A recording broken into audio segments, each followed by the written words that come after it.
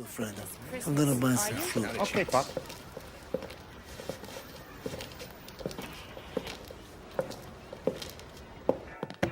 Hey, Monk. How you doing? Looking sharp there, Pally. Grazie, grazie. Thank you very much. You're very kind. Merry Christmas. Well, I mean, in the game, what you're trying to do is you're trying to maximize your respect. You're trying to maximize the wealth that you create, and you're trying to expand the Corleone territory. So, obviously, those tools in your toolbox, all the way from being violent to negotiating, intimidating, bribing, getting favors, are the tools that you have to play with in this world. And what you're trying to do is, in every situation, much like the World Series of Poker, you try and figure out, is the person bluffing or are they serious? If I push the violent path, am I going to have to go all the way? Clearly what you're trying to do is you're trying to achieve your objective with as little violence as you need to achieve your objective. As a merchant, if I, in the example that we showed tonight, the butcher, if in the process of extorting the butcher I kill the butcher, I get no money. So it's kind of like, give me a fish, I eat for a day, teach me to fish and I eat forever. It's that same kind of thing. You want to extort the butcher, you want to cause him to pay you the money on a regular basis, but you don't want to hurt him so much that he's out of business. And that's the path that you're going to need to walk down. But then understanding that, once you've established that mechanic, you can't just go into every butcher shop and expect the exact same thing to happen. There will be some predictable unpredictability. You're going to run into some rather unruly butchers who, at the mere mention of the fact that you're going to extort them, aren't going to take too kindly to that, and there's things like meat cleavers and other things that they could defend themselves with. Or they may be under the protection of other families, so if you've ventured off into another family's territory and you're trying to extort their butcher, they might have a couple of guys in the back which are going to push it to a more violent level. Or in some situations, simply the butcher's going to roll over and say, okay, I want the protection, I'm in the program. We're not exactly divulging exactly how you would manipulate the controller, but leave it safe to say, there's only so many buttons and there's only so many moves. I think what it's safe to say is that in this category of games, we feel like there's significant room for innovation. The one thing that the players consistently do is hang on to that controller for the entire gameplay experience.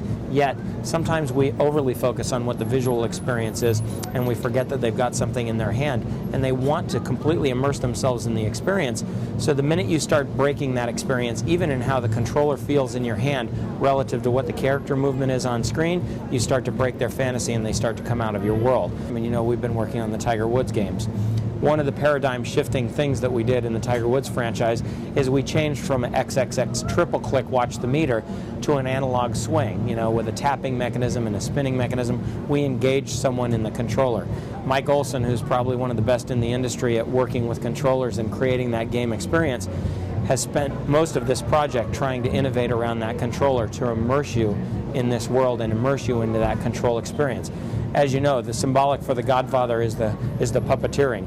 We need a control mechanism that pays off that symbolic. Unlike some of the other games, you drive for purpose. In 1945, there was a gasoline shortage, so people didn't just willy-nilly drive around everywhere. That's why in the film you didn't see that many cars. They drove to get someplace, Sonny to get to the toll booth or to his sister's house. They drove with a purpose. They just didn't drive around stealing cars. If you will, they were more sophisticated thieves than just stealing cars. You'll spend most of your time, 80, maybe even 90% of the game, on foot, because we're trying to create a living world that's so interesting you'd rather walk. So we're not dissuading you from driving, we're just encouraging you to experience the world by walking around and interacting with the other characters. The world is broken up into character classes, much like our world is broken up into character classes, and based on the character class and based on a particular NPC's respect within the world, that will be a predictor of how the exchange with that character will go. So we're still evolving this mechanism, so I can't talk too much about it. But when you go into the butcher shop, one of the opportunities that will present itself to you will be extort, if that situation was appropriate.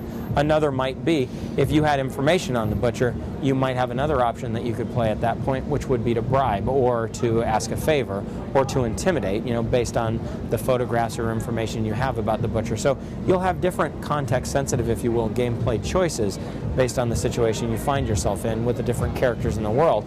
and there are a whole variety, I think it's upwards of 10 different character classes within the world, and you could interact in different ways with different character classes. So vehicles obviously true to the period, so 1945 to 1955 was an expanding year on vehicles, so you'll see the vehicles evolve over that 10-year period. You know, in 1955 who's a what's it versus in 1945 who's a what's it. You'll also see fashion change during that period of time as well. On the weaponry, you know, we're going to stay true to what the fiction was, the brass knuckles, the garrote, a lot of knives, gunplay, machine guns, but you're not going to see, you know, rocket-propelled grenades, and, you know, you'll see your occasional Molotov cocktail, but you're not going to see, you know, enormous explosions in the product. Well, I mean, I'll specifically focus on kind of the king of the hill, on Grand Theft Auto. I mean, immersive gameplay, right?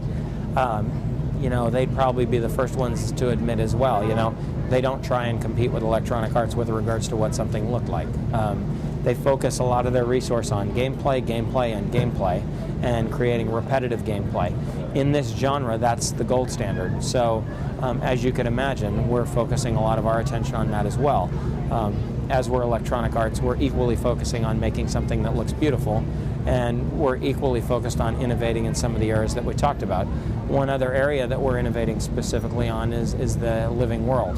You know, as I talked about tonight, many game developers and executive producers sit here and say, I'm going to create life as we know it, and I'm certainly not going to be so bold as to say that. But I think there are things that we could push further to create something that looks and appears more like life. You know, we talk specifically around a world with a memory. You know, gone are the days, hopefully, where you could beat up an NPC, walk half a block away or 3 steps away, turn back, and here comes the NPC walking towards you to get beat up again. We're moving past that, and we're trying to create that world with a memory. We're trying to create a world which has consequences. So before you pull that trigger, we want the game player to think a little bit. We want them immersed in the emotion of the experience so that in the day-to-day and minute-to-minute gameplay choices, they're thinking before they just act. As you move up through the ranks, additional crew may become available to you. So whereas early on in the game you might not be able to hit a bank because you can't get a safecracker to join your crew, as you attain different levels within the game, you might be now able to, if you will, afford or influence that safecracker to be part of your posse. Posse, terrible word in a Godfather game, but part of your crew so that you can now go out and hit a bank. You know, if you get enough people who are good with explosives, you might have the opportunity to go hit the warehouse or hit the distribution center. So as you evolve in the game and as you increase your rank, different things will become available to you, and then you'll be able to exploit those things in the gameplay world. Shooting your father was business, not personal, son. Well, then business will have to suffer, all right? Listen, Tom, do me a favor. Please, no more advice on how to patch things up. Just help me try to win this thing, okay? Making games like this is really hard. I think, you know, what will ultimately be the judge of this is how the game comes out at the end. But what we'll at least take credit for at this time is that we feel like we're following the appropriate processes to make a great game. How it ultimately turns out is going to be in the hands of 100+ people that are back at Redwood Shores on a daily basis trying to be great within their specific function, and they're doing a phenomenal job. On the team, what we ask them to do is, don't do my job, don't do the designer's job. Come in and be great at what you do. Dare to be great at what you do. So if you're a character modeler, dare to make the best models ever. Dare to create the greatest world ever. Dare to make the best design ever. And let everybody play their specific positions. When they all play their specific positions and dare to be great, all of those little pieces of greatness will add up to something that's very special when we release it. And that's what we're hopeful for. And, you know, we've got the great design. We've got the really great creative ideas. Now it just comes down to execution. But, you know, based on past experience, what EA is really good at is the execution part. Great, thanks.